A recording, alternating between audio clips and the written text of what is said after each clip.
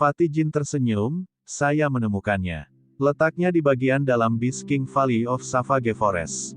Ini adalah informasi dari Beast King Valley di hutan Savage. Saya memberikannya kepada Anda secara gratis, apakah aku tidak murah hati?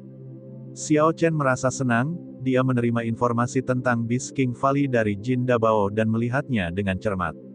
Setelah beberapa saat, Xiao Chen mengerutkan kening. Bagian dalam hutan Savage relatif berbahaya, ada banyak spirit beast peringkat tinggi di sana. Bahkan seorang Grandmaster bela diri hanya bisa bergerak di dekat batas jangkauan batin.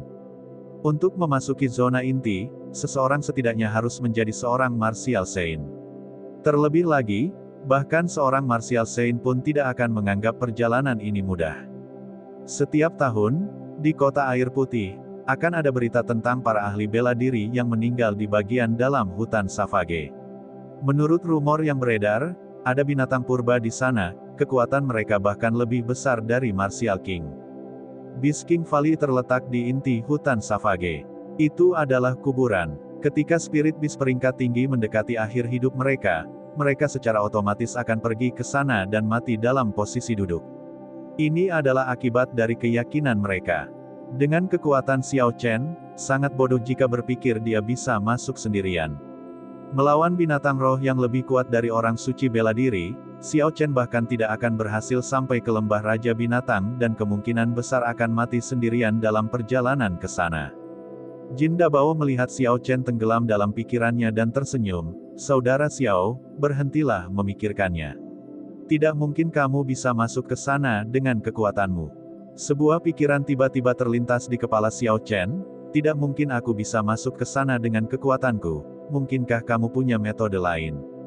Si gendut terkekeh dan membuka kipas emas di tangannya. Dia tersenyum dan berkata, "Apakah Anda melihat pemberitahuan yang dipasang di lantai pertama pavilion Liu Sang?" Xiao Chen mengangguk, "Iya, saya melihatnya, itu adalah pemberitahuan paling tidak tahu malu yang pernah saya lihat." Si gendut tersenyum agak canggung, "Bagaimana bisa kamu bilang dia tidak tahu malu? Itu hanyalah perbedaan kecerdasan antar manusia. Jangan membicarakan hal itu, inilah metode Tuan Gemuk ini. Setelah hari ini, hampir semua pembudidaya akan mengetahui lokasi sisa-sisa kuno." Pandangan aneh muncul di mata Xiao Chen. Dia bertanya, "Kamu ingin mengaduk air?" Catatan TL, mengaduk air berarti menimbulkan kekacauan. Fatih Jin tersenyum puas, lemak di wajahnya bergetar tanpa henti. Memang, kemunculan peta sisa kuno ini telah menarik banyak pembudidaya. Di antara mereka, keluarga bangsawan tidak akan peduli tentang klan Jiang dan akan langsung menemui mereka untuk mendapatkan peta. Adapun para penggarap kuat lainnya, meskipun mereka kuat dan merupakan orang suci bela diri, mereka tidak berani menyinggung klan Jiang. Jadi, jika mereka ingin mendapatkan peta tersebut, mereka harus memikirkan cara lain. Tuan Gemuk ini memberi mereka kesempatan untuk melakukannya. Perkiraan konservatif dari Martial Saint yang tidak termasuk dalam kekuatan besar manapun yang tiba di Kota Air Putih setidaknya adalah 50. Lebih dari 50 Martial Saint, ditambah sejumlah besar Martial Grandmaster. Barisan seperti itu tidak akan lebih lemah dari negara-negara besar manapun. Xiao Chen terus merenungkan hal ini, tempat yang begitu memikat, itu tidak hanya akan menarik beberapa Martial Saint independen, tapi mungkin juga menarik beberapa Martial King. Mereka mungkin bersembunyi di suatu tempat. Memikirkan hal ini, perjalanan ke sisa-sisa kuno jauh lebih berbahaya dari yang dia kira. Bayangkan saja, dia sebenarnya berpikir untuk masuk ke sana sendirian, terburu-buru terlebih dahulu sama saja dengan bunuh diri. Fatih Jin terus menganalisis situasinya, pikirkanlah, jika sisa-sisa kuno ada, yang terakhir tertawa adalah klan bangsawan. Siapapun yang lebih kuat akan memperoleh manfaat paling banyak. Bagi orang lemah seperti saya, kami hanya bisa menimbulkan kekacauan untuk bersaing dengan mereka, memancing di perairan yang bermasalah. Catatan TL, memancing di perairan yang bermasalah berarti memanfaatkan krisis untuk keuntungan pribadi. Xiao Chen memikirkannya dengan hati-hati, itu memang seperti yang dikatakan si gendut. Sangat tidak realistis bagi pembudidaya mandiri seperti mereka untuk mengandalkan kekuatan mereka sendiri untuk bersaing mendapatkan keuntungan dengan kekuatan besar dan klan bangsawan. Apakah ada ruangan kosong di pavilion Liu Sang Anda? Saya ingin beristirahat di sini selama 2 hari. Xiao Chen mengambil keputusan, dia tidak lagi terburu-buru, dan sebaiknya dia menggunakan waktu ini untuk beristirahat dengan benar. Ketika dia pergi malam sebelumnya, ada sekelompok pembudidaya klan Jiang mengawasinya. Meskipun tidak ada Martial Grandmaster, dia telah menyia-nyiakan upaya dalam menghadapi mereka. Dia sangat membutuhkan tempat untuk beristirahat dan memulihkan diri, tempat di mana tidak ada orang yang mengganggunya. Jin Dabao tampaknya sangat misterius. Xiao Chen berpikir para pendukung pavilion Liu Sang pasti tidak takut pada klan Jiang. Fatih Jin tersenyum, apakah Anda meminta layanan kami dalam menyediakan perlindungan?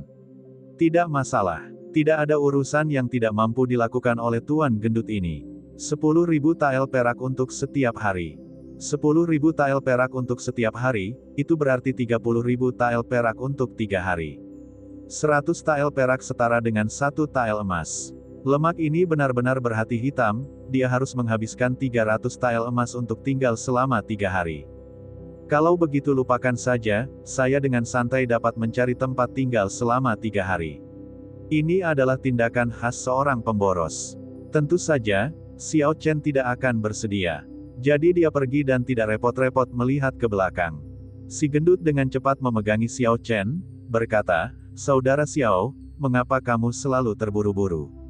Saya bahkan belum selesai berbicara. Sebenarnya kamar itu bisa dipinjamkan padamu secara gratis." Jin Dabao membisikkan beberapa kata ke telinga Xiao Chen. Kemudian, dia mulai tersenyum vulgar, "Saudara Xiao, bagaimana menurutmu?" Xiao Chen berpikir sejenak, "Aku akan memberikannya padamu dalam 3 hari. 3 hari berlalu dalam sekejap mata. Semua penggarap di kota air putih sekarang tahu tentang lokasi sisa-sisa kuno. Namun, tidak ada yang berani pergi. Meskipun Bisking Valley dikatakan sebagai tempat pemakaman, mungkin masih ada spirit bis kuat yang mendekati akhir masa hidupnya dan belum mati. Makhluk roh yang dapat memasuki lembah Bisking akan dapat dengan mudah membunuh seorang master bela diri selama mereka masih memiliki 1 nafas tersisa. Selain itu, tidak banyak orang yang berani memasuki bagian dalam Savage Forest. Orang-orang ini memandang ke beberapa klan bangsawan, berharap mereka akan membuka jalan masuk. Harapan itu bagus, tapi kenyataannya kejam. Pada hari ini, sebuah titik hitam terbang menuju Savage Forest dari langit selatan kota air putih. Ketika titik hitam semakin dekat, sebuah kapal perang hitam besar muncul di pandangan mereka. Ada bendera belang bertulisan, Ji, yang dikibarkan di kapal. Harta karun rahasia klan Ji, kapal perang kerajaan hitam, benar-benar terbang. Ia akan bertarung dengan kapal perang emas Gui Marquis. Selanjutnya, sebuah titik putih kecil terbang dari arah ibu kota prefektur Sishui. Saat burung itu mendekat, mereka melihat bahwa itu adalah burung es yang sangat besar. Di punggung burung es, ada istana es yang berkilauan dengan cahaya dingin. Istana es mendalam klan Duanmu juga terbang. Ini adalah akhirnya, sepertinya mereka bersiap untuk mendarat di Bisking Valley langsung dari langit. Sial, aku sedang menunggu mereka membukakan jalan untuk kita. Tidak kusangka mereka semua terbang ke langit. Jika kamu bisa memikirkan rencana seperti itu dengan kecerdasanmu, apakah menurutmu klan bangsawan ini tidak akan memikirkannya juga? Naif sekali. Ketika para penggarap kota air putih melihat situasinya, mereka tidak bisa lagi menahan diri. Mereka semua mulai bersiap memasuki bagian dalam hutan Savage. Pada saat ini, beberapa martial saint yang kuat menampakkan diri mereka dan mengumpulkan semua orang untuk memasuki lembah Bisking bersama-sama. Xiao Chen berdiri di dekat jendela dan mengamati langit dengan tenang. Dia melihat ketiga harta karun rahasia yang terbang ke bagian dalam hutan Savage.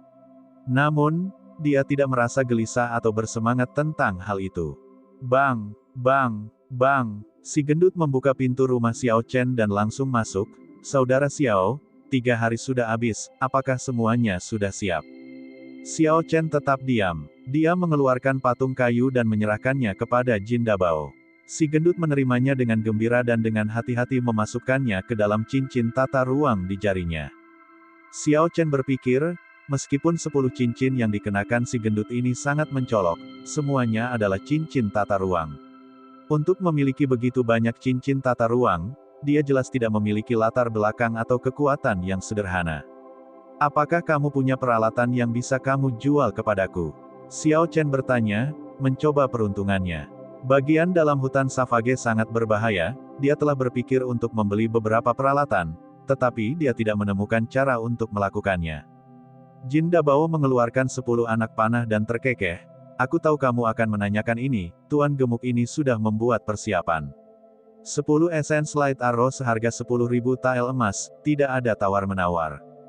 Xiao Chen merasa senang. Panah cahaya esensi ini benar-benar dibuat untuknya. Busur pembunuh jiwa sudah sangat kuat, dan dia hanya kehilangan anak panahnya. Dengan Essence Light Arrow, kekuatannya akan meningkat secara signifikan. Namun, harganya sangat tinggi, itu hampir sepadan dengan semua yang dimilikinya. Meski begitu, Xiao Chen tidak ragu-ragu dan membeli semuanya.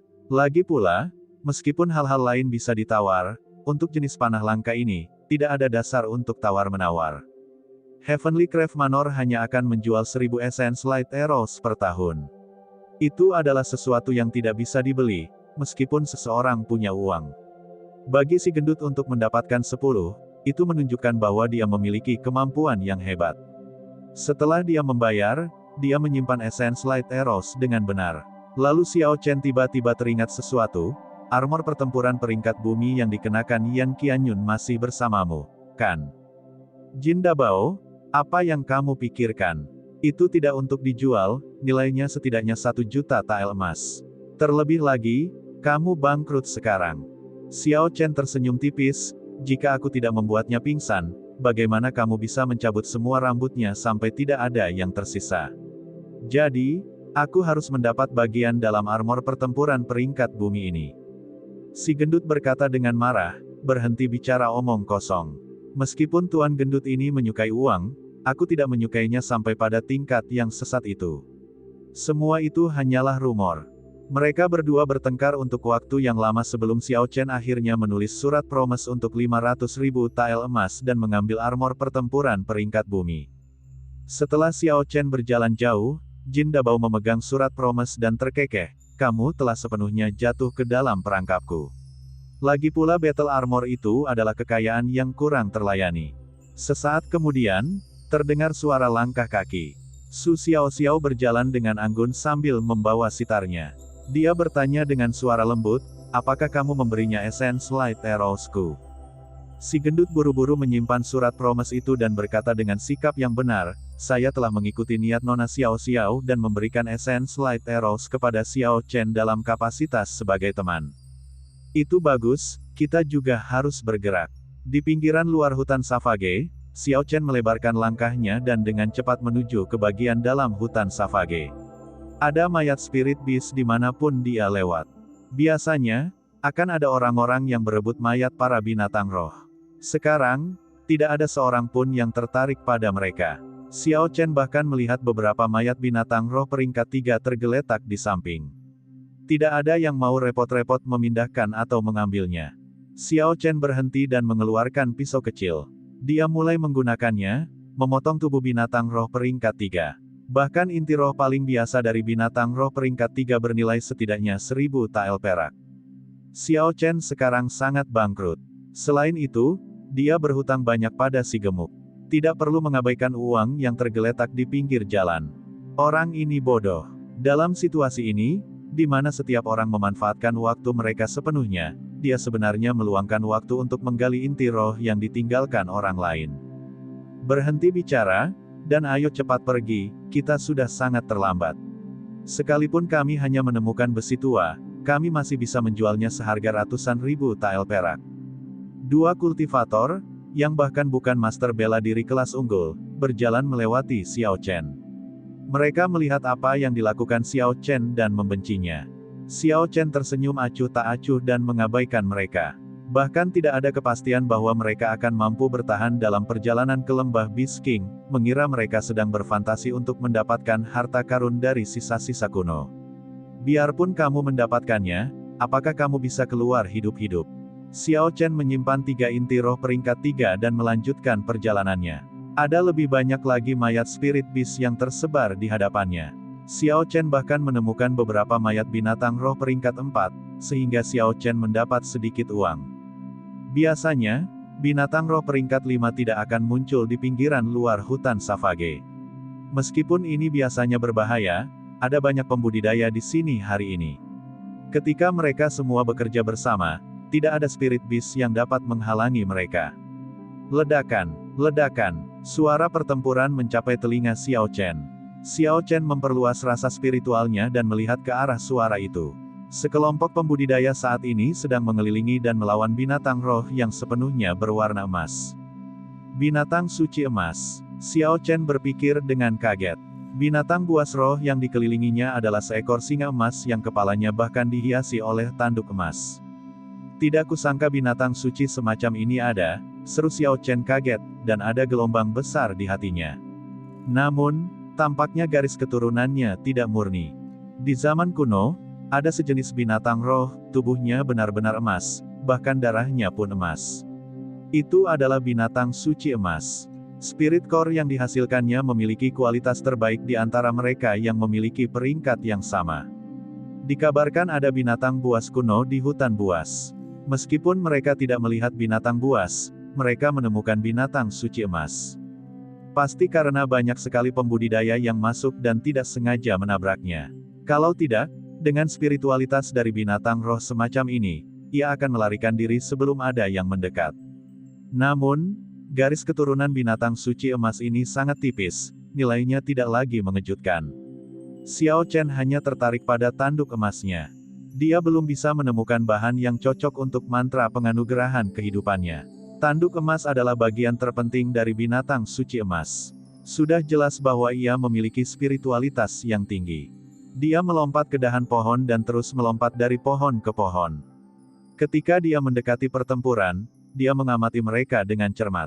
Ada dua kelompok orang yang mengelilingi singa emas ini. Saat ini, singa emas sudah berada di ujung tambatannya. Suasana seketika menjadi sangat aneh. Pemimpin dari dua kelompok kultivator ini adalah martial science. Mereka masing-masing memimpin 10 petani aneh yang mengenakan pakaian berbeda. Jelas sekali bahwa ini adalah kelompok yang dibentuk pada menit-menit terakhir. Puci, singa emas mengeluarkan api emas. Nyala api memancarkan cahaya keemasan terang dan menyilaukan saat melaju menuju kepala kelompok di sebelah kanan. Nyala api ini sangat kuat, tetapi singa emas saat ini sedang terluka parah. Api yang dimuntahkannya sedikit kurang. Martial Saint yang mengenakan jubah abu-abu menyalakan api dan sesuatu yang aneh terjadi. Api emas tiba-tiba memantul kembali dan menuju ke arah sekelompok orang lainnya.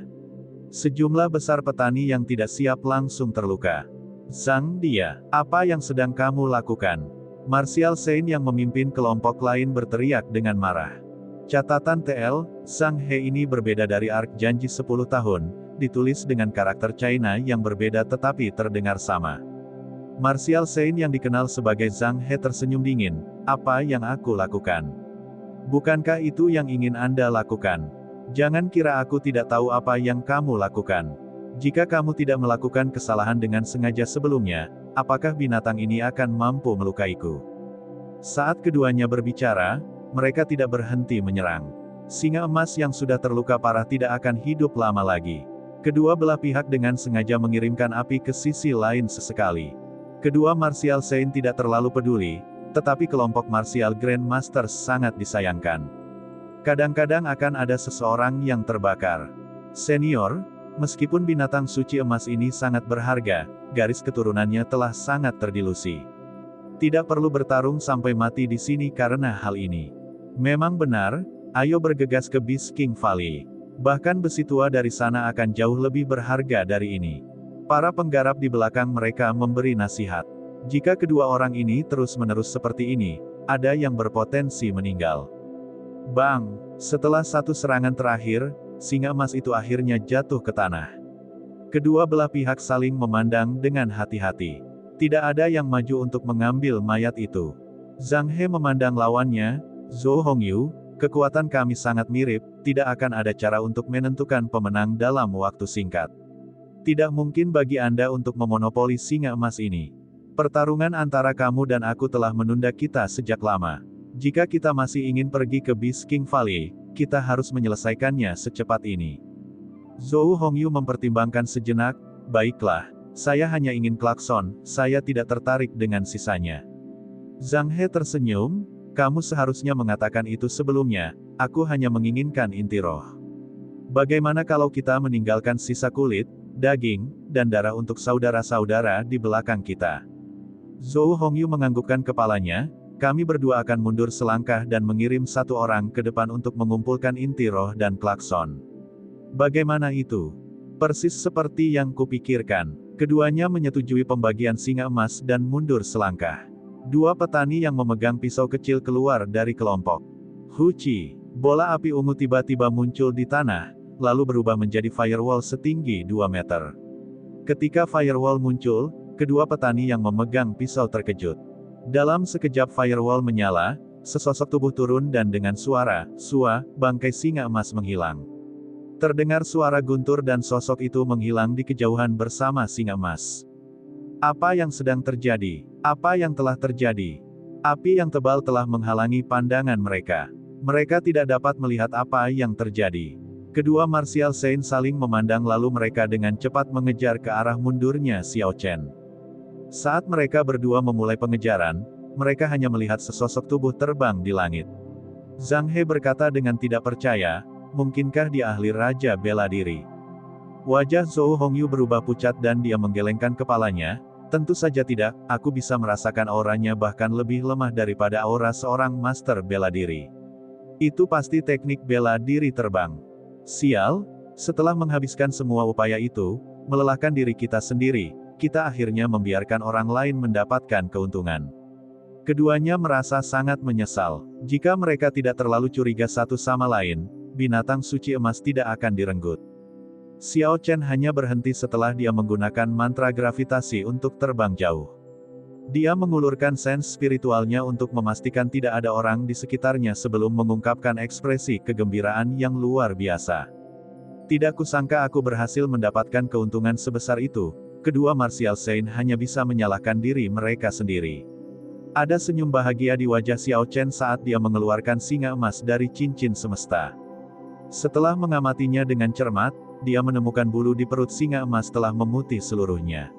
Melihat ukuran tubuhnya, itu akan menjadi binatang roh remaja seperti Xiao Bai, jika tidak, ia tidak akan mudah dibunuh oleh mereka.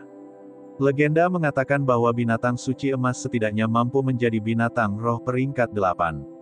Itu setara dengan martial sage manusia. Xiao Chen tidak ragu-ragu dan langsung memotong tanduk singa emas itu. Lalu dia mengumpulkan darahnya. Legenda mengatakan bahwa darah emas ini dapat dikonsumsi secara langsung dan akan meningkatkan budidaya seseorang secara signifikan. Xiao Chen berhasil mengumpulkan total 8 botol darah emas. Kemudian dia mulai membedahnya, mengekstraksi inti roh emas. Inti roh emas memancarkan cahaya redup. Gas emas yang bisa dilihat dengan mata telanjang dipancarkan. Energi spiritual yang lebih padat sebenarnya bocor keluar dari sana, seperti aliran mata air yang tak ada habisnya. Sungguh energi yang menakutkan, bahkan jumlah yang bocor sudah sangat banyak, pikir Xiao Chen heran. Jika dia menyerap semuanya, jumlahnya akan sangat besar. Xiao Chen segera melakukan apa yang dia pikirkan. Dia meletakkan inti roh di tangannya dan duduk bersila. Dia kemudian memasuki kondisi kultivasi. Huci. Energi spiritual emas itu seperti kabut yang langsung tersedot ke mulut dan hidung Xiao Chen. Energi spiritual yang murni dan kuat mengalir seperti sungai yang deras. Xiao Chen mengedarkan mantra ilahi guntur ungu dan perlahan-lahan mencerna energi spiritual murni. Energi spiritual emas seperti kabut tebal mengalir selama 2 jam sebelum berhenti. Retakan. Terjadi krisis dan inti roh emas retak dan berubah menjadi debu. Saat angin bertiup, ia lenyap sama sekali. Xiao Chen membuka matanya dan ada cahaya ungu menusuk datang dari matanya. Setelah cahaya ungu berkedip selama beberapa waktu, perlahan menghilang. Setiap kali Xiao Chen maju dalam budidayanya, cahaya ungu ini akan muncul. Xiao Chen tidak dapat memahami apa itu, bahkan ringkasan budidaya tidak membicarakannya. Mengingat kembali pikirannya, Xiao Chen tidak mampu memikirkan hal ini sekarang. Dia dengan hati-hati memeriksa tubuhnya dan memeriksa energi yang terkandung dalam martial spiritnya. Dia telah maju ke master bela diri kelas unggul. Inti roh binatang suci emas adalah harta yang tak terduga. Tidak heran garis keturunan langka ini mampu menyebabkan dua orang suci bela diri bertarung hingga mereka hampir tidak dapat melanjutkan perjalanan ke lembah Bisking. Xiao Chen menenangkan diri dan meregangkan tangan dan kakinya. Kemudian dia bergegas menuju bagian dalam Savage Forest. Dia mengeksekusi Azure Dragon Cloud Soaring Art secara ekstrim dan bayangan naga muncul di belakangnya. Dia dengan cepat maju ke tanah. Setelah setengah jam, Xiao Chen tiba di sebuah sungai besar. Begitu dia menyeberangi sungai ini, dia akan memasuki bagian dalam hutan Savage. Namun, saat ini, ada sekelompok besar orang berkumpul di tepi sungai sambil mengumpat dengan keras dan tak henti-hentinya. Xiao Chen penasaran, dan ketika dia melewati kerumunan, dia mengerti mengapa sekelompok orang ini mengutuk. Satu-satunya jembatan kayu yang menghubungkan pinggiran luar dan dalam hutan Savage telah dihancurkan oleh seseorang. Sungai itu lebarnya beberapa ratus meter dan ada monster air di dalam air. Sekelompok orang di sisi sungai ini semuanya terhalang untuk menyeberang. Ah! Jeritan menyedihkan datang dari air sungai. Dua orang pembudidaya yang mencoba berenang menyeberang ditelan oleh ikan hitam aneh. Sesaat kemudian, bercak darah besar memenuhi permukaan sungai. Xiao Chen merasa sangat disayangkan. Dia telah melihat apa yang terjadi, kedua kultivator inilah yang mengejeknya tadi. Besi tua di Bisking Valley bisa dijual seharga ratusan ribu tael perak. Sayangnya, mereka bahkan tidak berhasil mencapai bagian dalam hutan Savage dan mati di sungai. Tong! Seorang master bela diri tiba-tiba melompat ke atas sungai, tinggi ke udara. Lalu dia jatuh ke permukaan air. Dia mendorong dengan lembut dengan kakinya dan tubuhnya bangkit kembali. Dia sekarang hanya berjarak 30 meter dari pantai seberang. Yang harus dia lakukan hanyalah melompat dari permukaan sungai sekali lagi, dan dia akan mendarat dengan selamat di seberang sungai. Memikirkan hal ini, Martial Grandmaster mengungkapkan senyuman gembira. Huci! Saat dia mendarat di air untuk kedua kalinya, sebuah tentakel berwarna hitam keluar dari air dan melilit kakinya. Grandmaster bela diri tidak panik, dia bereaksi dengan cepat dan memotongnya dengan pedangnya. Tentakel hitam itu segera terkoyak. Puh! Grandmaster bela diri mendapatkan kembali kebebasannya dan terbang ke udara sekali lagi. Namun, sebelum dia berhasil naik sangat tinggi, tentakel hitam yang tak terhitung jumlahnya tiba-tiba keluar dari air dan menariknya masuk. Jeritan ketakutan keluar dari mulutnya. Dia melakukan yang terbaik untuk berjuang, tetapi tentakelnya masih menyeretnya ke dalam air. Siapapun di dekatnya pasti mendengar suara mengunyah. Gunong! Gelembung terus-menerus memecahkan permukaan air, dan genangan darah pun muncul. Samar-samar banyak yang bisa melihat monster air hitam berenang di bawah permukaan air, punggungnya ditutupi tentakel dengan berbagai ukuran. Aku ingin tahu bajingan mana yang memecahkan jembatan itu. Kita sudah selesai, banyak sekali ikan yang menakutkan. Tidak ada seorang pun yang bisa menyeberang. Mereka yang ingin menyeberang setidaknya harus menjadi seorang martial saint. Jika tidak, mereka tidak akan bisa melompati sungai sekaligus dan akan ditangkap oleh tentakel makhluk menakutkan itu. Melihat Grandmaster bela diri lainnya binasa, kerumunan di tepi sungai tidak lagi berani mencoba menyeberangi sungai. Mereka semua mengutuk orang yang merusak jembatan itu. Terdengar suara langkah kaki yang terburu-buru saat Zhang He dan Zhou Hongyu memimpin sekelompok besar kultivator. Xiao Chen dengan cepat bersembunyi di antara kerumunan. Ketika mereka berdua melihat jembatan itu putus, mereka tidak segan-segan berteriak sekeras-kerasnya sambil melompat ke seberang sungai. Mereka melompat tinggi ke udara, dan ketika mendarat di atas air, mereka menyebabkan air terciprat tinggi ke udara. Banyak tentakel terbang ke udara menuju mereka berdua. Keduanya masing-masing melepaskan banyak cahaya pedang dan mengubah tentakel menjadi pecahan. Setelah beberapa saat, di bawah tatapan orang banyak, keduanya mendarat dengan kokoh di sisi lain. Kemudian mereka dengan cepat bergegas menuju ke arah Bisking Valley. Brengsek, kedua bajingan itu. Mereka bilang akan membawa kita ke Bisking Valley. Tidak disangka mereka mengkhianati kita. Para penggarap yang mengikuti mereka mengutuk keras ketika mereka melihat situasinya. Orang-orang di samping mereka berkata dalam suasana hati yang buruk, "Untuk apa kamu mengutuk? Lagi pula kamu bukan orang yang berkarakter baik. Anda baru saja menggunakan satu sama lain sebelumnya, tidak banyak yang bisa dikatakan tentang itu." Siapa yang kamu tegur? Ulangi jika kamu berani. Karena tidak bisa menyeberangi sungai, suasana hati para penggarap di tepi sungai sedang buruk. Setelah beberapa kata-kata tidak menyenangkan diucapkan, itu akan berubah menjadi perkelahian. Xiao Chen tidak peduli dengan kelompok orang ini. Saat hendak menyeberangi sungai, tiba-tiba sebuah titik hitam melintas dengan cepat dari hulu. Anehnya itu cepat dan muncul di depan semua orang dengan sangat cepat. Titik hitam itu sebenarnya adalah sebuah kapal hitam. Orang-orang di tepi sungai tercengang dan berhenti bertengkar. Mereka merasa itu sangat aneh. Ada banyak monster air di sana. Mengapa perahu muncul dari hulu?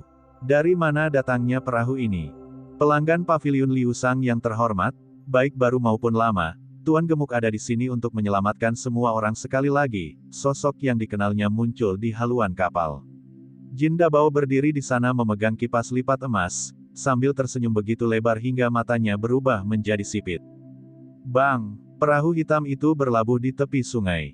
Sekelompok pembudidaya sangat gembira saat mereka bergegas menuju perahu, seolah-olah mereka telah melihat penyelamat mereka. Tiba-tiba anak panah ditembakkan dari haluan perahu. Kerumunan di bawah terkejut dan mundur ke belakang untuk menghindarinya. Si gendut tersenyum dan berkata, mereka yang ingin menyeberangi sungai harus membayar 10.000 tael perak, atau lupakan saja. Lagi pula, Tuan Gendut ini adalah seorang pebisnis. 10.000 tael perak, ini adalah perampokan siang hari. Itu hanya perjalanan menyeberangi sungai. Itu benar, bahkan perampok pun tidak sekejam itu. Meskipun orang-orang di bawah ini kejam dengan perkataan mereka, pada akhirnya mereka tetap membayar dan naik ke perahu. Xiao Chen menghitung jumlah orang, ada sekitar 300 atau 400 orang di sini. Si gendut mendapat 4 juta lagi dalam perjalanan ini. Xiao Chen sudah lama berharap si gendut itu akan bergegas ke hutan Savage juga, tapi dia tidak menyangka akan bertemu dengannya di sini. Meski tidak terduga, hal itu masuk akal. Xiao Chen bahkan curiga jembatan itu sengaja dirusak oleh si gendut. Dalam sekejap, orang-orang di tepi sungai semua menaiki perahu. Si gendut berdiri di haluan dan memandang Xiao Chen. Dia berkata sambil tersenyum, "Saudara Xiao, ayolah. Aku tahu kamu sudah bangkrut, tapi kakak gendut akan memberimu tumpangan gratis." Xiao Chen tidak berkata apa-apa dan melompat ke udara, mendarat di haluan kapal. Perahu segera menimbang jangkar dan berbalik. Perahu itu melaju melintasi sungai dengan cepat, menciptakan cipratan air yang besar saat tubuhnya yang besar membelah air. Makhluk-makhluk menakutkan di dalam air semuanya menghindari perahu. Jin Dabao berjalan melewati kerumunan lalu memimpin Xiao Chen ke ruang kapal. Dia berkata dengan sikap sombong, "Bagaimana menurutmu, saudara Xiao? Perahuku cukup bagus kan?" Xiao Chen tersenyum tipis, meskipun ini bukan harta karun rahasia tingkat raja seperti kapal perang kerajaan hitam, setidaknya itu adalah harta karun rahasia tingkat roh. Si gendut terkejut, tapi dia tersenyum dan berkata, "Saudara Xiao memiliki mata yang tajam. Bagaimana kalau aku membawamu langsung ke Beast King Valley? Mengingat persahabatan kita, saya tidak akan membebankan biaya apapun kepada Anda." Xiao Chen berpikir, tebakanku memang benar. Ketika dia melihat perahu itu melayang turun dari hulu, dia sudah bisa menebaknya. Selain terbang dari langit dan mendarat di hulu, tidak ada cara lain untuk masuk ke dalam air. "Bisakah kamu melihatku ke ruang kendali?" Xiao Chen bertanya. Dia benar-benar ingin tahu apakah harta karun rahasia yang legendaris ini sama dengan harta karun ajaib yang tercatat dalam ringkasan budidaya. Setelah Xiao Chen mengatakan itu, dia mengeluarkan sebotol darah binatang suci emas dari cincin alam semesta dan meletakkannya di depan si gemuk. Jin Dabao membukanya dan mengendusnya sebelum tersenyum cerah. Tentu, tidak ada masalah sama sekali. Namun, waktu terbatas, jangan buang waktu terlalu banyak. Lemak itu mengirimkan sejumlah energi dari tangannya dan, setelah menghantam suatu tempat yang tidak diketahui, terjadi ledakan dan sebuah lubang muncul di palka perahu. Xiao Chen dan si gendut segera jatuh ke dalamnya. Xiao Chen membalikkan tubuhnya dengan anggun di udara dan mendarat dengan kokoh. Dia segera merasakan aura familiar. Dia segera menutup matanya dan memperluas sense spiritualnya. Sebuah formasi besar muncul di benak Xiao Chen. Dia bisa melihat setiap formasi yang tersembunyi di seluruh perahu, mereka memancarkan sinar hijau. Xiao Chen membuka matanya dan mengikuti lemak itu ke tengah formasi. Kemudian, dia akhirnya melihat rahasia inti harta karun rahasia. Ada banyak batu roh yang tersebar di sekitar pusat formasi, dan ada beberapa orang tua yang terus-menerus mengarahkan aliran energi spiritual. Harta karun rahasia ini memang harta karun ajaib, pikir Xiao Chen kaget. Hanya saja orang-orang sekarang sudah lupa cara mengoperasikan harta karun rahasia dan sebenarnya harus menggunakan batu roh untuk melakukannya. Kakak Xiao, ayo pergi. Kami sudah sampai. Xiao Chen sangat asyik ketika dia diganggu oleh si gendut. Dia bahkan belum menemukan 10% kemampuan sebenarnya tentang bagaimana harta karun rahasia ini dimanfaatkan. Alat itu telah berubah menjadi alat transportasi sederhana, dia merasa itu sangat disayangkan. Keduanya kembali ke palka perahu. Sekelompok pembudidaya melihat pantai, dan mereka dengan cepat melompat turun. Setelah semua orang melompat, si gemuk melambaikan tangannya dan perahu segera melayang ke udara, menuju lembah Bisking. Brengsek, itu sebenarnya adalah harta karun rahasia. Lemak ini terlalu mengerikan. Setelah mengambil 10.000 tael perak dari kita, kenapa dia tidak mengirim kita jauh-jauh ke Bisking Valley? Semua orang di bawah mengutuk ketika mereka melihat situasinya. Jauh di langit, si gemuk berdiri di haluan. Dia merasa sangat senang dengan dirinya sendiri. Dia merentangkan kedua tangannya dan menikmati angin sepoi-sepoi, perasaan melayang di langit sungguh luar biasa. Hah! Tepat pada saat itu, sebuah kapal emas besar terbang melewati sisinya dengan cepat. Ia tersapu oleh perahu si gemuk, menyebabkan angin kencang bertiup, lemaknya hampir jatuh dari perahu. Dong! Saat si gendut hendak mengutuk, bayangan gelap tiba-tiba terbang di atas mereka. Gelas anggur jatuh dari atas dan mendarat di kepala si gemuk. Catatan TL, gelas anggur Cina terlihat berbeda dari gelas anggur Barat. Kelihatannya mirip dengan cangkir teh Tiongkok, tetapi lebih kecil. Xiao Chen melihat ke arah kapal perang yang terbang di atas mereka dan melihat Hua Yunfei. Harta karun rahasia tingkat Raja Klan Hua telah muncul. Brengsek, suatu hari ketika Tuan Gendut ini mendapatkan senjata rahasia tingkat Kaisar, aku akan menghancurkanmu sampai mati. Brengsek, si gendut itu mengutuk sambil memijat kepalanya. Tepat pada saat itu, Xiao Chen memperhatikan sosok berdiri di atas pohon besar. Dia merasa orang itu tampak familiar. Dia memperluas rasa spiritualnya dan menemukan bahwa dia adalah Chu Chaoyun. Dia memiliki pedang di belakangnya, dan rambut panjangnya berkibar-kibar. Dia berdiri di dahan pohon dan melihat ke kejauhan. Xiao Chen merasa itu aneh. Klan bangsawan semuanya membawa sejumlah orang, dan mereka bahkan mengeluarkan harta karun rahasia tingkat raja. Sekte Pedang Berkabut adalah kekuatan terkuat di Provinsi Dongming, tetapi mereka hanya mengirimkan satu Chu Chaoyun. Terlebih lagi, dia sendirian. Ini tidak masuk akal. Tiba-tiba Chu Chaoyun menoleh dan tersenyum pada Xiao Chen, seolah sedang menyapanya. Xiao Chen terkejut, mungkinkah dia melihatku? Saya hanya menurunkan sense spiritual saya, bahkan seorang martial saint tidak akan bisa merasakannya. Pedang cahaya tiba-tiba muncul di bawah kaki Chu Chaoyun, membawanya ke langit. Dia dengan cepat menuju ke perahu si gemuk. Weng, pedang cahaya menghilang, dan Chu Chaoyun mendarat dengan kokoh di haluan kapal. Xiao Chen merasakan aura berbahaya, dan dia mundur 3 langkah. Chu Chaoyun tersenyum tipis dan melompat turun dari haluan. Dia berkata kepada Xiao Chen, "Saudara Xiao, tidak perlu khawatir. Saya di sini hanya untuk mencari tumpangan."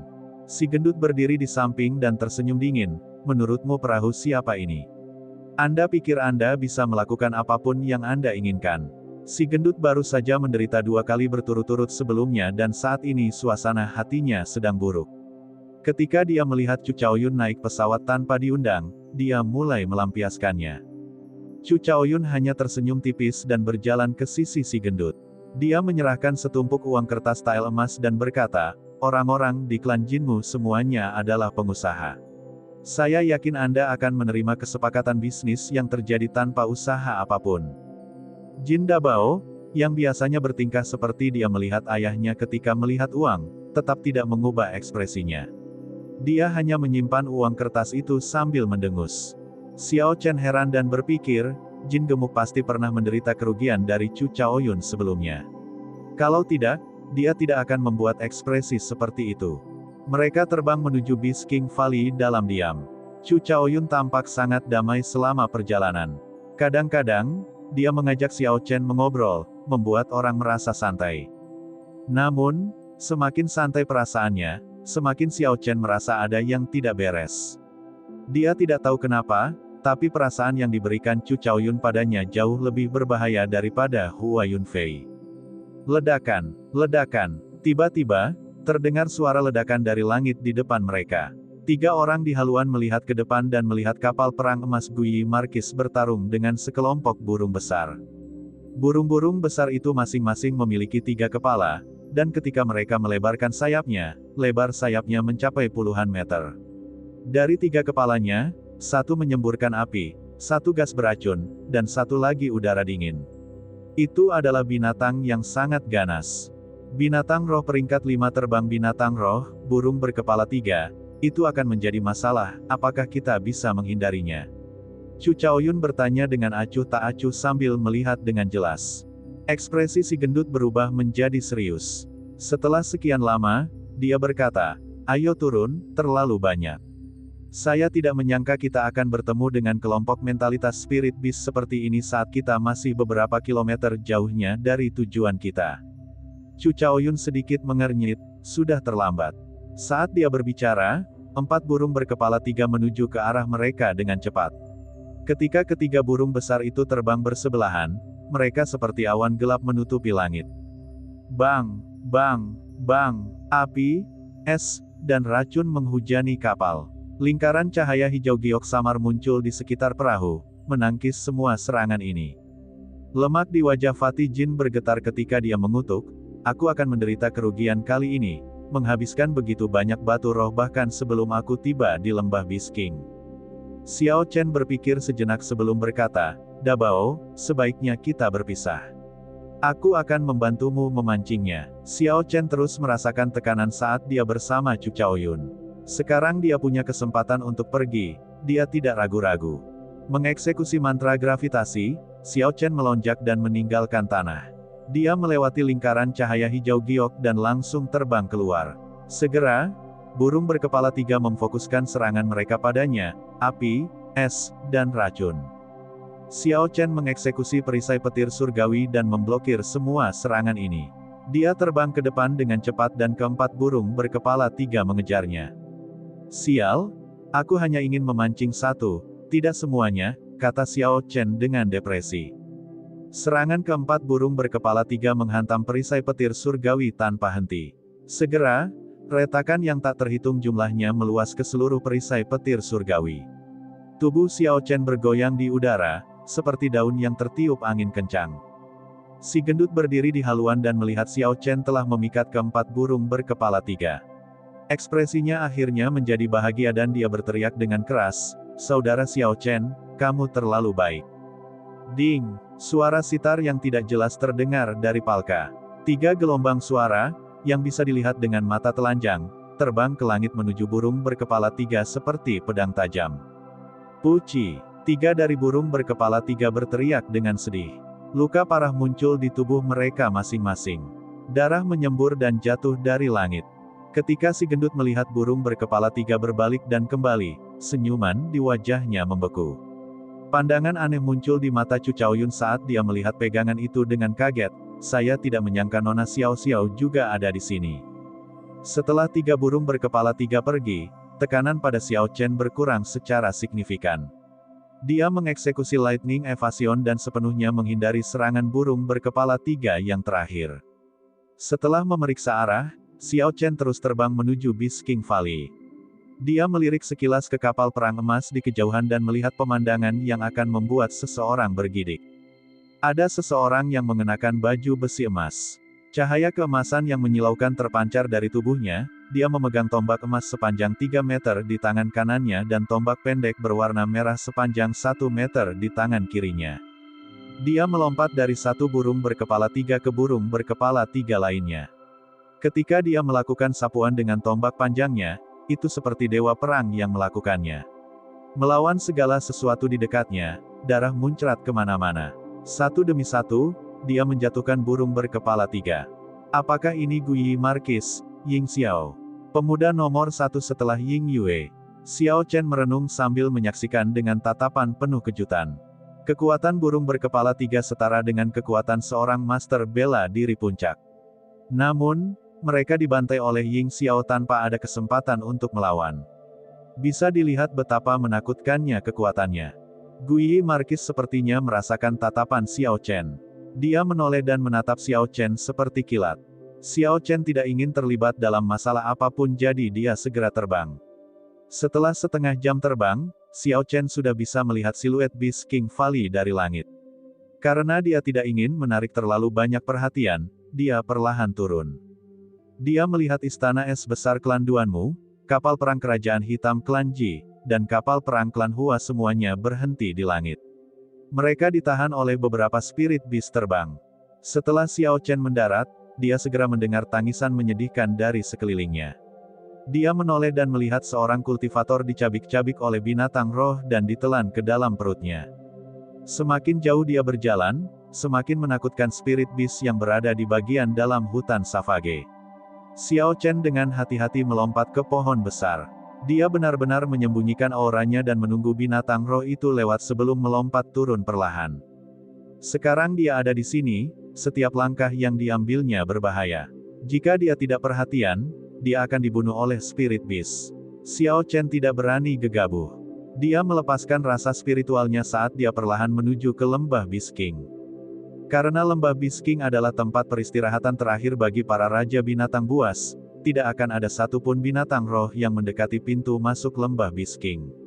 Xiao Chen melihat sekelompok besar petani berkumpul di pintu masuk lembah, mereka tidak ingin masuk. Saya akhirnya tiba. Perjalanan ini sangat membawa malapetaka. Saya telah melihat banyak martial saint meninggal secara mengenaskan. Mengerikan sekali. Memang benar, Zhang He yang memimpin kita sebelumnya sebenarnya ditelan oleh binatang buas kuno. Mengapa orang-orang dari klan bangsawan belum turun? Orang-orang yang masuk sebelumnya menemukan beberapa raja binatang yang belum mati. Sebelum mereka bisa melarikan diri, mereka dihancurkan. Untungnya, saya cerdas. Saya hanya melihat dari kejauhan atau saya tidak akan bisa melarikan diri juga. Ada Raja Singa Emas yang sebesar bukit kecil. Ketika pedang atau pedang menghantamnya, kulitnya bahkan tidak patah. Xiao Chen berbaur dengan kerumunan, dia akhirnya mengerti mengapa kelompok pembudidaya ini terjebak di pintu masuk lembah. Jadi itu karena ada Raja Binatang yang belum mati di lembah Raja Binatang. Selain itu, ada lebih dari satu. Bang! Kapal perang emas Guyi Markis adalah yang pertama tiba. Sekelompok prajurit yang mengenakan baju besi emas melompat dari kapal perang dan mendarat di tanah. Guyi Markis mengendarai kuda sisik naga dan melompat dari kapal perang, memimpin prajuritnya ke lembah. Guyi Markis ada di sini, dan mereka yang mengikuti di belakangnya adalah pengawal emas.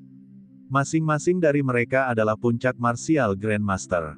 Selain itu, mereka semua memiliki pengalaman di medan perang. Tidak perlu takut kali ini. Xiao Chen memperluas rasa spiritualnya untuk memeriksa sekelompok orang ini. Dia bisa melihat aura hitam menempel di atas kepala mereka. Ini adalah aura amat buruk yang terbentuk ketika seseorang membunuh terlalu banyak. Bang! Kapal perang kerajaan hitam klan Ji akhirnya tiba. Ji Changkong memimpin sekelompok penggarap Ji klan dan melompat dari haluan kapal perang. Setelah beberapa saat, para martial saint dari klan Jiang juga melompat turun. Orang-orang Ji klan juga telah tiba. Sial, itu banyak sekali martial saint. Bahkan 6 biksu bela diri dari klan Jiang semuanya datang juga. Mereka mungkin adalah kekuatan terkuat di antara klan bangsawan. Bang! Bang! Klan Hua dan klan Duanmu juga akhirnya berurusan dengan makhluk roh yang menahan mereka. Mereka semua memimpin pasukannya dan masuk. Sekarang, semua orang dari klan bangsawan telah tiba. Para penggarap di pintu masuk tidak bisa lagi menunggu dan mereka mengikuti mereka masuk, berharap dapat mengambil beberapa sisa. Xiao Chen memperhatikan ada kultivator kuat yang bersembunyi, tidak terburu-buru masuk. Xiao Chen juga tidak terburu-buru dan tidak mengikuti mereka. Dia mengunci rasa spiritualnya pada orang-orang Ji klan. Dia sebenarnya telah melihat Jiang Muheng di antara mereka dan mau tidak mau memberikan perhatian khusus padanya. Setelah 4 jam, hampir semua petani telah masuk. Xiao Chen tidak ingin menunggu lagi. Dia merasakan Jiklan membunuh Raja Binatang Buas melewati masa jayanya melalui sense spiritualnya. Saudara Xiao Chen, tunggu aku. Ayo berkumpul. Tiba-tiba terdengar suara si gendut dari belakangnya. Xiao Chen berbalik untuk melihat dan melihat Jin Dabao berseri-seri saat dia berteriak. Su Xiao membawa sitarnya di sampingnya. Wajahnya yang murni juga menunjukkan senyuman tipis. Ketika Xiao Chen melihat Su Xiao, dia sedikit terkejut. Dia teringat kembali ke masa lalu ketika dia diserang oleh 4 burung berkepala 3, dia sepertinya mendengar suara sitar. Sepertinya Su Xiao telah mengambil tindakan. Terima kasih banyak kepada Nona Xiao atas bantuannya sebelumnya. Xiao Chen berterima kasih kepada Su Xiao ketika mereka berjalan mendekat. Su Xiao tersenyum dengan bijaksana, ekspresi nakal muncul di wajah cantiknya. Bukankah Tuan Muda Xiao takut dengan kecerdasanku yang rendah? Xiao Chen merasa malu di dalam hatinya, gadis ini memang menyimpan dendam. Saya sudah lupa apa yang saya katakan saat itu. Memikirkannya dengan hati-hati, Su Xiao sebenarnya sedang memikirkannya. Yan Qianyun tidak lemah, hanya saja dia telah menderita kerugian besar sejak awal karena kecerobohannya dan diserang terus-menerus oleh Xiao Chen. Yang paling penting adalah Su Xiao tidak menyangka Xiao Chen akan menyerangnya di depannya. Fatih Jin memegang kipas lipat emas dan tersenyum, ayo cepat masuk. Tuan gendut ini harus mengganti semua kerugiannya. Xiao Chen tidak melihat Chu Chaoyun dan merasa itu aneh. Merasa penasaran, dia bertanya, di mana Chu Chaoyun? Si gendut itu menjawab, ayo cepat pergi, jangan menyebut orang itu lagi. Dia pergi saat kami tiba. Mereka bertiga memasuki pintu masuk lembah dan setelah berjalan sebentar, lembah Beast King yang besar muncul di depan mata mereka. Meskipun Beast King Valley adalah sebuah lembah, ukurannya sebesar kota kecil. Bahkan jika Xiao Chen memperluas rasa spiritualnya secara maksimal, dia tidak akan mencapai akhir. Kelompok itu melangkah lebih jauh ke dalam. Ada banyak tulang besar di sampingnya. Ketika si gendut melihat ini, matanya berbinar. Ini adalah tulang dari Raja Binatang tingkat tinggi. Setelah ribuan tahun, tidak ada tanda-tanda kerusakan pada mereka. Sayangnya, kerangka ini masih lengkap. Mereka tidak mampu mematahkannya dengan pedang atau pedang. Mereka juga tidak dapat memindahkan semuanya. Meskipun melihat harta karun ini, mereka tidak dapat memperolehnya. Tekanan samar dari kerangka yang menjulang tinggi terasa dari kejauhan. Meskipun 1000 tahun telah berlalu, mereka dulunya adalah Raja Binatang Buas. Aura yang mereka tinggalkan masih ada. Si gendut memukuli dadanya dengan sedih dan berkata, kasihan sekali. Ada banyak sekali kerangka di sini. Jika saya bisa memindahkan salah satu dari mereka kembali, bahkan jika saya tidak mendapatkan apapun dari sisa-sisanya, perjalanan ini akan sia-sia.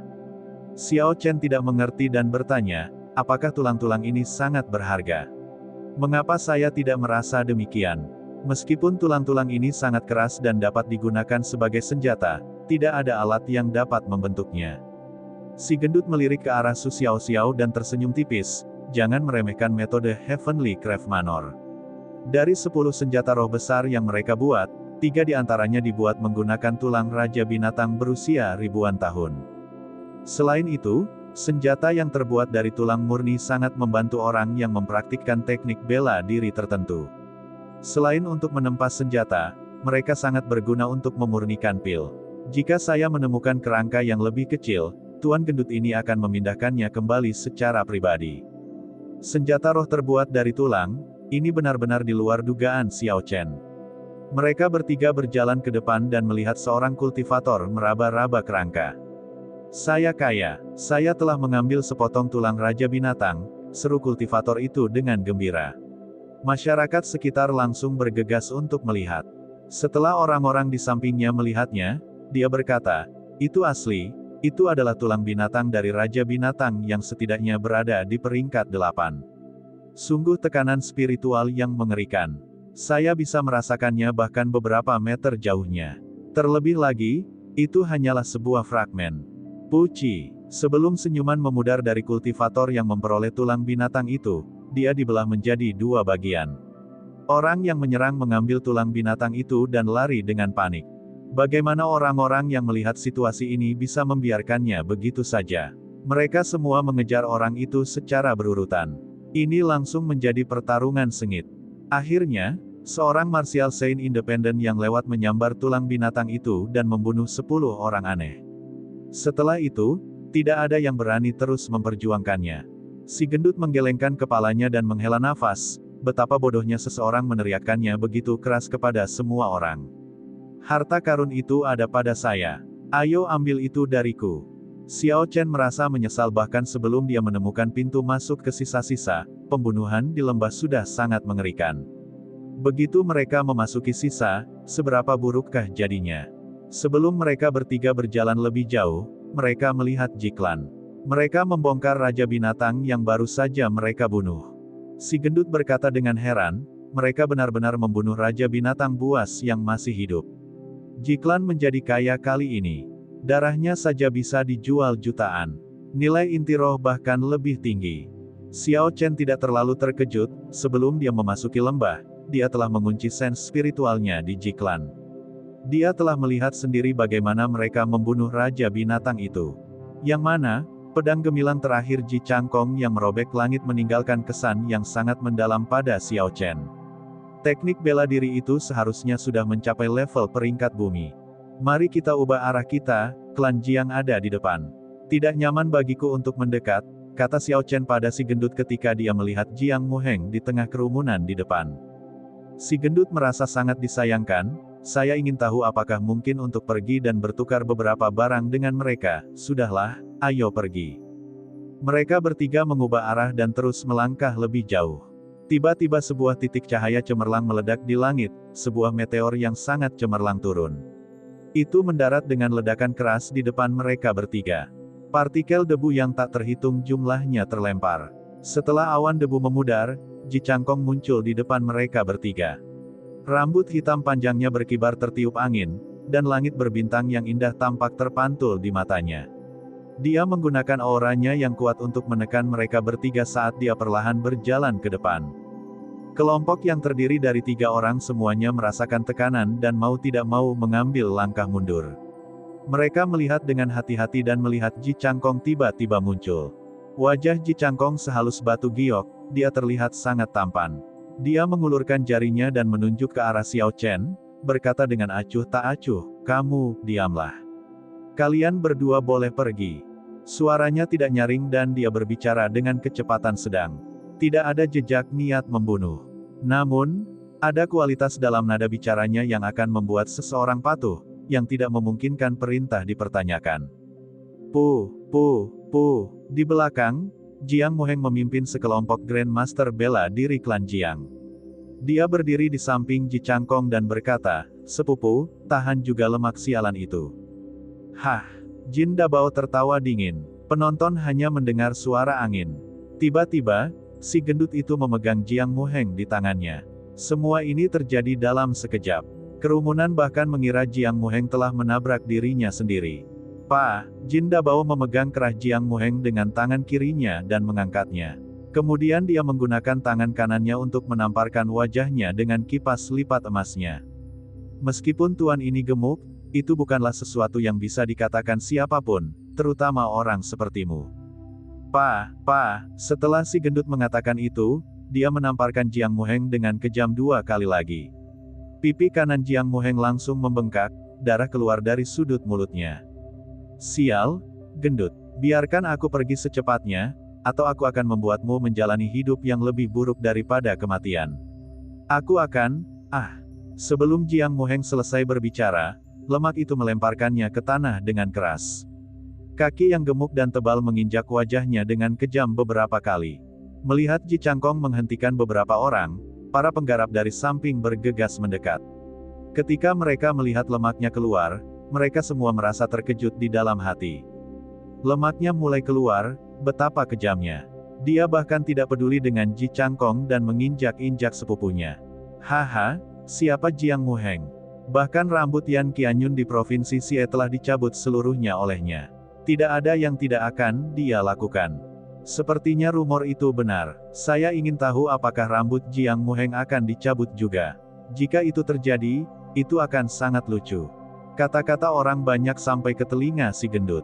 Si gendut merasa sangat tertekan, dia bahkan tidak sanggup untuk bunuh diri karena reputasinya yang buruk. Dia sangat ingin menghilangkan rumor tersebut.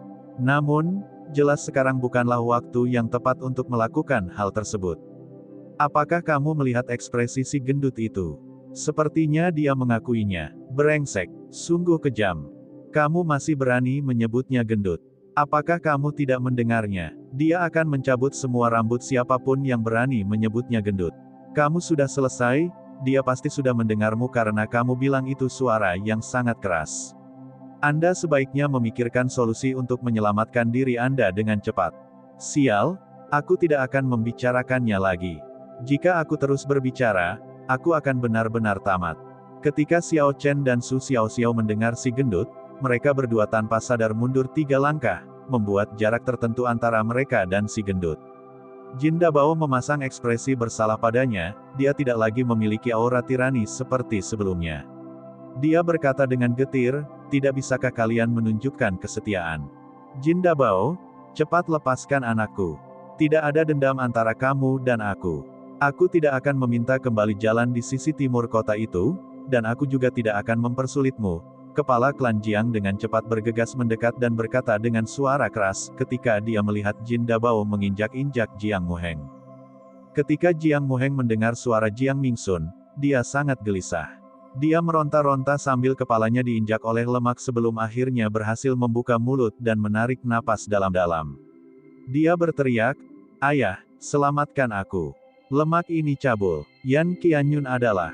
Si gendut merasa sangat marah ketika mendengar kata-kata Jiang Muheng. Dia menendangnya ke udara dan menggunakan telapak tangannya sebagai pisau, membuatnya pingsan.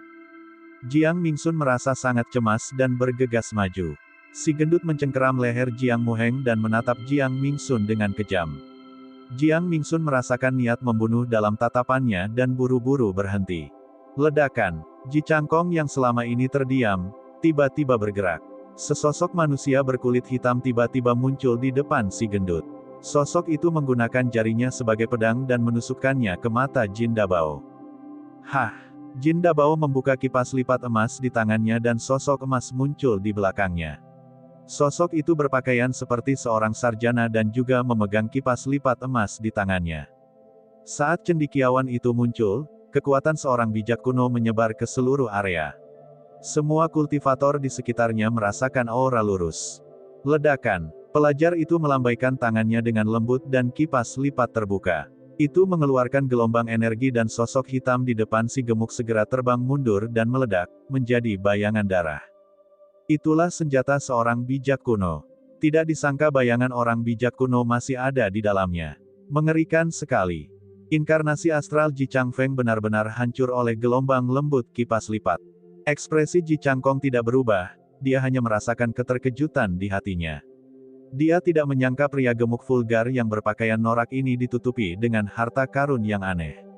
Dari penampilan pakaiannya, sangat mungkin ornamen cantik yang ada pada dirinya bisa menjadi harta karun yang aneh juga. Si gendut itu mengangkat Jiang Muheng ke tubuhnya dan berkata kepada Ji Changkong, "Aku tidak peduli dengan dendammu pada Xiao Chen.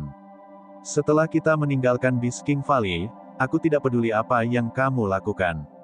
Namun, di Beast King Valley, dia adalah temanku. Saya akan bertahan dengan Jiang Muheng untuk jangka waktu tertentu. Pertama, setelah kita meninggalkan Beast King Valley, aku akan mengembalikannya padamu." Setelah Jin Dabao berbicara, dia memimpin Xiao Chen dan Su Xiaoxiao pergi ke arah lain. Ketika Jiang Mingsun dan yang lainnya melihat Xiao Chen pergi, mereka merasa sangat marah. Namun, tidak ada yang bisa mereka lakukan. Jika mereka ingin menyerangnya secara paksa, Jiang Muheng akan segera dibunuh. Lemak ini benar-benar kejam, dia bahkan tidak takut pada Ji Changkong. Sangat disayangkan bagi klan Jiang. Anak tunggal mereka akan menderita di tangan si gendut ini. Dari semua orang yang mereka pilih untuk dimusuhi, mereka memilih si gendut ini.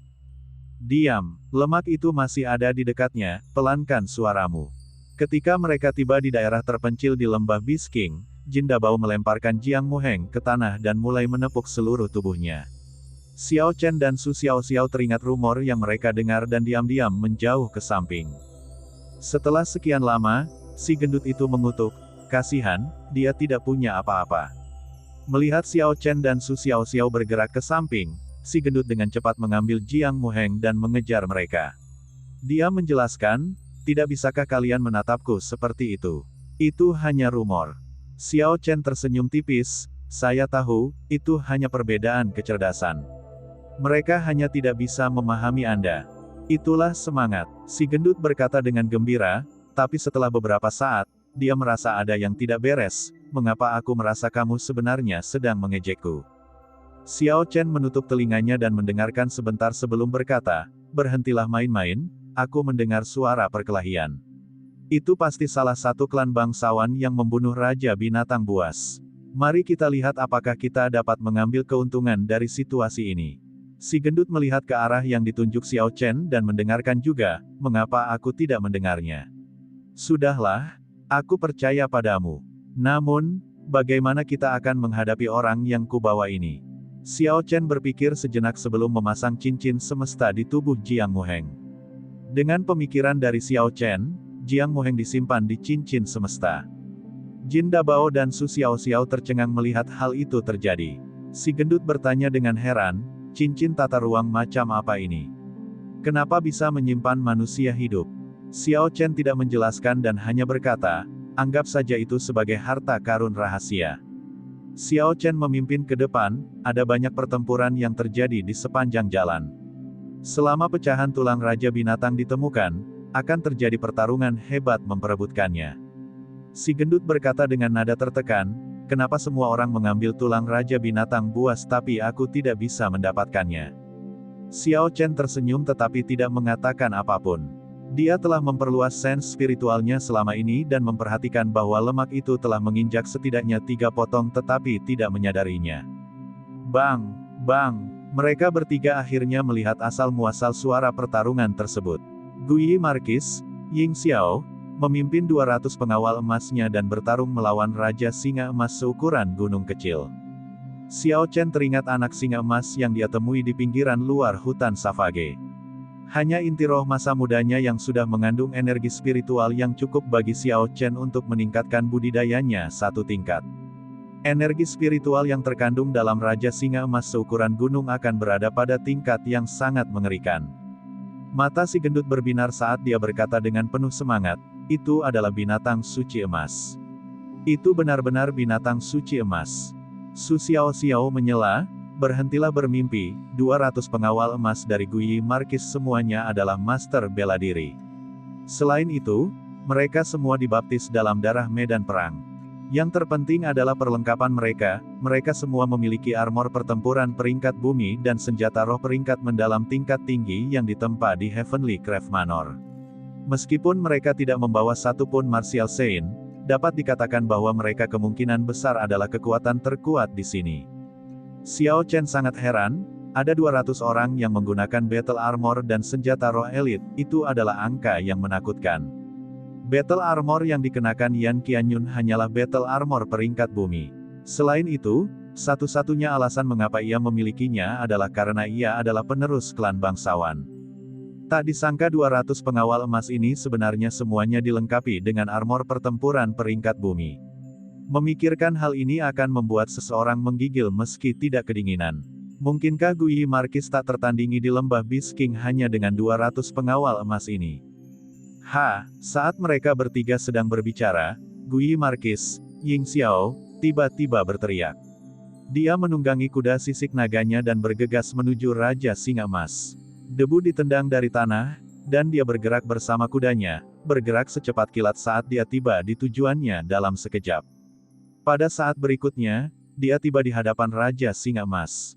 Tombak emas sepanjang 3 meter membawa kekuatan besar di belakangnya saat dia memukul dada Raja Singa Emas dengan keras.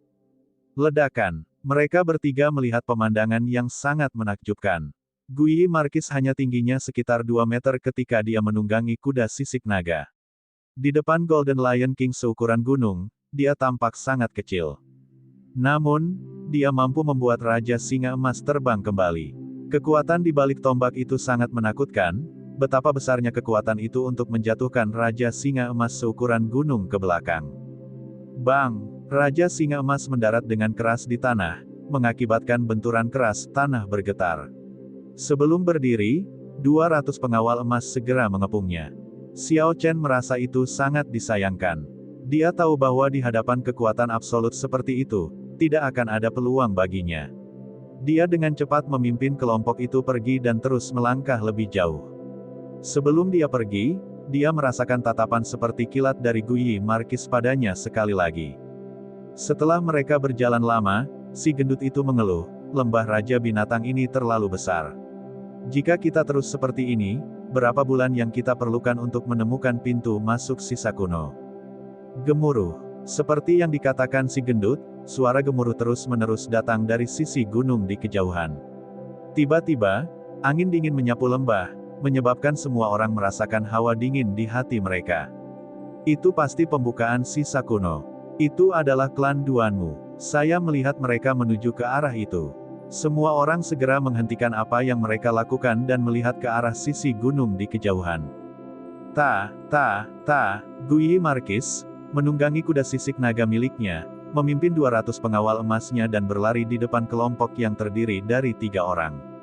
Mereka benar-benar menyerah pada Raja Singa Emas yang hampir mereka taklukkan dan langsung menuju ke sisi gunung. Ekspresi semua orang nampaknya menjadi bersemangat saat mereka semua berlari kencang ke sisi gunung. Mereka semua takut jika mereka terlambat satu langkah, semua harta sisa-sisa kuno akan diambil oleh orang lain. Xiao Chen berpikir sejenak sebelum berbalik, ayo kita lihat Raja Singa Emas, tidak perlu terburu-buru mencari sisa kuno. Si gendut terkekeh, persis seperti yang kupikirkan. Mereka bertiga kembali ke tempat di mana Raja Singa Emas berada. Mereka melihat puluhan kultivator yang memiliki pemikiran yang sama dengan mereka. Mereka saat ini sedang mengelilingi Raja Singa Emas yang akan segera mati. Banyak kultivator yang menancapkan senjatanya ke tubuh Raja Singa Emas, dentang logam terus terdengar. Kulit Raja Singa Emas itu seperti logam, tidak ada satupun bekas yang tersisa. Huci, aliran api keemasan tiba-tiba turun dari langit. Para pembudidaya di tanah semuanya terpanggang menjadi tumpukan abu. Mereka bahkan tidak memiliki kemampuan untuk melawan. Ketika para penggarap yang tersisa melihat ini, mereka semua menyerah dan pergi. Xiao Chen sekarang mengerti mengapa Guyi Markis menyerah. Meskipun Raja Singa Emas ini akan mati dan gerakannya lamban, kulitnya seperti logam. Senjata biasa tidak bisa menyebabkan kerusakan padanya. Ketika Jin Dabao melihat situasinya, dia mengerutkan kening, mengapa kulit orang ini begitu tebal, bagaimana cara seseorang bergerak. Xiao Chen menganalisis situasinya dengan hati-hati, Raja Singa Emas ini tingginya sekitar 50 meter. Melihat di mana Guyi Markis menusuknya dengan tombaknya, ada luka dangkal di sana. Setetes kecil darah emas perlahan mengalir keluar. Su Xiao, yang selama ini terdiam, tiba-tiba mengatakan sesuatu, masih ada peluang. Kekuatan hidupnya berkurang dengan cepat. Selain itu, ia terluka parah. Meskipun kelompok Guyi Markis tidak berhasil menembus kulitnya, kekuatan di balik senjata roh mereka telah menyusup ke tubuhnya. Xiao Chen mengeluarkan busur pembunuh jiwa dari cincin alam semesta dan memasang panah cahaya esensi di atasnya. Dia kemudian menarik busurnya hingga menyerupai bulan purnama. Anak panah itu diarahkan ke luka kecil di dada Raja Singa Emas. Anak panah itu memancarkan cahaya redup, Xiao Chen bisa merasakan kekuatan mengerikan yang terkandung di dalamnya. Sebelumnya, Essence Light Arrow telah menyebabkan kerusakan pada Battle Armor peringkat mendalam tingkat tinggi miliknya. Hal itu seharusnya tidak mengecewakannya hari ini. Weng, Essence Light Arrow berdengung di udara saat ditembakkan. Sesaat kemudian, ia menembus tubuh Raja Singa Emas, menyebabkan darah emas muncrat. Ding, ding, ding, nyanyian 9 kematian di mata air kuning. Su Xiao mengelus sitarnya dengan lembut, memainkan melodi yang menggambarkan pasukan yang sangat kuat dan agung. Pepohonan dan rerumputan di lembah bergetar, suara angin menderu kencang, seolah-olah pasukan besar dengan ribuan pria dan kuda sedang berbaris di lembah. Roh pahlawan kuno yang tak terhitung jumlahnya sebenarnya muncul di belakang Su Xiao. Saat dia memainkan sitarnya, pasukan pahlawan kuno yang menunggangi kuda yang megah berbaris keluar dari dunia bawah, bergegas menuju Raja Singa Emas. Xiao Chen mengeksekusi Lightning Evasion. Dia menghilang dan muncul kembali di langit, menangkap Essence Light Arrow yang dia tembakkan di tangannya. Lunar Shadow Saber tiba-tiba muncul di tangannya, busur listrik yang tak terhitung jumlahnya menari-nari di atasnya. Puci, Xiao Chen dengan kejam menusuk Lunar Shadow Saber ke dalam luka yang ditembus oleh Essence Light Arrow. Aliran darah emas segera menyembur keluar dan mendarat di wajah Xiao Chen. Listrik di Lunar Shadow Saber segera mengalir ke tubuh Raja Singa Emas. Raja Singa Emas berteriak kesakitan saat seluruh tubuhnya bergetar. Sebuah kekuatan besar datang dari punggungnya dan Xiao Chen segera terlempar. Hah! Ia meludahkan bola api emas besar ke arah Su Xiao sebelum berlari kencang. Rasanya seperti ledakan terakhir kehidupan, pancaran terakhir matahari terbenam, kecepatannya sangat cepat. Si gendut tiba-tiba membuka kipas lipat emas dan sosok emas muncul sekali lagi. Dia melambaikan kipasnya dengan kuat dan meniup apinya. Pasukan besar yang terdiri dari roh para pahlawan kuno mengacungkan senjata mereka dan menusuk tubuh Raja Singa Emas. Segala sesuatu mulai dari roh pahlawan kuno melewatinya, Raja Singa Emas melambat sedikit, seolah-olah ia kehilangan sebagian kekuatan hidupnya. Setelah semua pahlawan kuno menembus tubuh Raja Singa Emas, ia berhenti total sekitar 2 meter dari Su Xiao. Su Xiao tiba-tiba berhenti memainkan sitarnya. Musik samar yang bergema di lembah tiba-tiba menjadi sunyi, bahkan angin seakan berhenti bertiup. Sial, nada musik bernada tinggi tiba-tiba bergema dan terjadilah hembusan angin yang sangat besar. Pakaian Su Xiao dan rambut hitam halusnya berkibar tertiup angin. Sebuah kekuatan tak berbentuk membuat Raja Singa Emas terlempar ke belakang. Potongan naga ilahi yang menurun. Xiao Chen memiliki gambaran naga di belakangnya saat dia jatuh dari langit, menerobos udara seperti meteor. Dia memukul punggung Raja Singa Emas. Terdengar suara keras dan tubuh seukuran gunung Raja Singa Emas hancur. Ia berteriak kesakitan. Mereka bertiga bisa merasakan kekuatan hidupnya semakin menipis. Raja Singa Emas yang telah mencapai akhir masa hidupnya akhirnya akan mati. Saat mereka bertiga hendak bersantai, sesosok tubuh datang terbang dari kejauhan seolah-olah dia adalah pedang. Gambar pedang menembus langit saat menembus tubuh Raja Singa Emas di mana Essence Light Arrow menusuknya sebelumnya dengan suara ledakan yang keras. Ledakan. Ada suara ledakan lain saat dia menembus sisi lain tubuh Raja Singa Emas. Dia memegang Spirit Core emas seukuran bola basket di tangannya. Raja Singa Emas kini sudah mati seperti kenop pintu. Darah emas muncrat dari luka besar itu seperti air mancur. Itu mengeluarkan suara, Peter derai, saat jatuh ke tanah lembah. Chu Chaoyun. Xiao Chen berseru kaget saat melihat siapa orang itu. Chu Chaoyun tersenyum tipis. Energi spiritual emas yang bocor dari inti roh emas di tangannya tercurah, membentuk pita emas. Ketika binatang buas roh yang tak terhitung jumlahnya melihat energi spiritual, mereka bergegas mendekat dengan panik. Chu Chaoyun tersenyum puas saat dia menyimpan inti roh emas itu ke dalam cincin tata ruang miliknya. Dia memandang Xiao Chen dan berkata, "Saya akan meminjam ini dulu dan mengembalikannya di lain hari." Pedang cahaya muncul di bawah kakinya dan dia terbang ke kejauhan. Xiao Chen sangat kesal di hatinya, Chu Chaoyun ini terlalu tercela. Setelah kami bekerja lama, dia mengambil bagian paling berharga dari Raja Singa Emas. Setelah mengatakan dia meminjamnya, dia lari begitu saja. Xiao Chen tidak merasa puas di hatinya. Dia sangat jelas mengenai jumlah energi spiritual yang terkandung dalam inti roh ini, lebih dari siapapun. Dia mengeksekusi mantra gravitasi untuk mengejarnya. "Saudara Xiao, jangan kejar dia."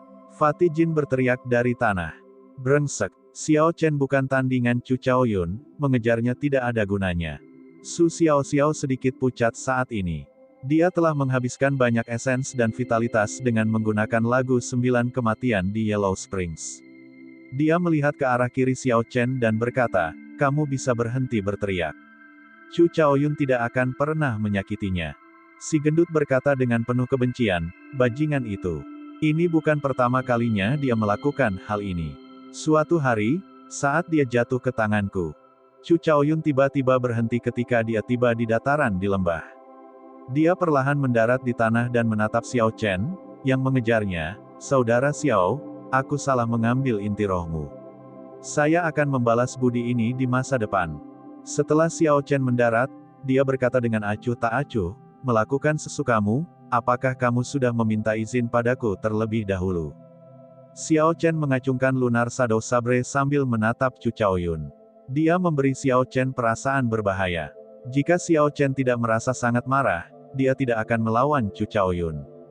Chu Chaoyun tersenyum ringan, di dunia ini, yang lemah dimakan oleh yang kuat.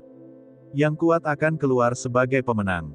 Xiao Chen, karena aku sudah meminjamnya, aku tidak terlalu membutuhkan izinmu.